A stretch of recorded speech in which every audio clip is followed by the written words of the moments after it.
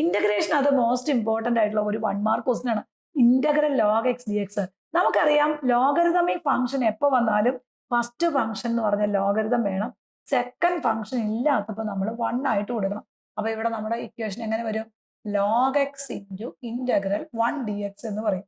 അപ്പൊ ഇത് first function ആയി, ഇത് സെക്കൻഡ് ഫംഗ്ഷൻ ആയി. അപ്പൊ നമ്മൾ എപ്പോഴും എന്താ ചെയ്യണേ? ഫസ്റ്റ് ഫംഗ്ഷനെ അവിടെ നിർത്തണം. ദാറ്റ് ഈസ് ലോഗ് എക്സിനെ അവിടെ നിർത്തണം.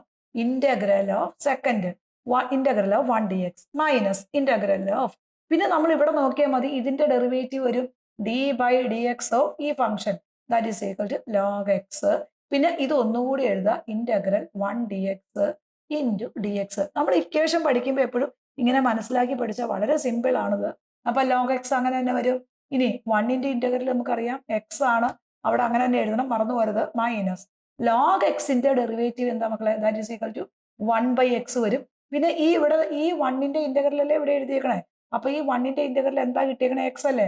അത് ഇവിടെ നോക്കി നമ്മൾ എഴുതിയാൽ മതി, എക്സ് ഡി എക്സ് വരും. പിന്നെ ഇത് രണ്ടും എന്തായി പോകും? ഒരുപോലെ ഉള്ളത് കൊണ്ട് ക്യാൻസൽ ആയി പോകും. അപ്പൊ നമ്മുടെ ആൻസർ എന്ന് പറഞ്ഞാൽ ലോഗ് എക്സ് ഇൻറ്റു എക്സ്. ഇത് എക്സും എക്സും വെട്ടിപ്പോയി കഴിഞ്ഞാൽ അവിടെ 1 വരും. 1ന്റെ ഇന്റഗ്രൽ വീണ്ടും എന്ത് വരും? എക്സ് വരും പ്ലസ് ഇ വരും. അപ്പൊ നമ്മുടെ answer log X into X minus X plus E ആയിരിക്കും ആൻസർ എന്ന് പറയുന്നത്. ഇതുപോലെയുള്ള ഷോർട്ട് വീഡിയോസ് ലഭിക്കുന്നതിനായി കുട്ടികൾ ക്ലാസ് ഓവറുടെ ഇൻസ്റ്റാഗ്രാം പേജും യൂട്യൂബ് ചാനലും ഫോളോ ചെയ്യുക. Thank you.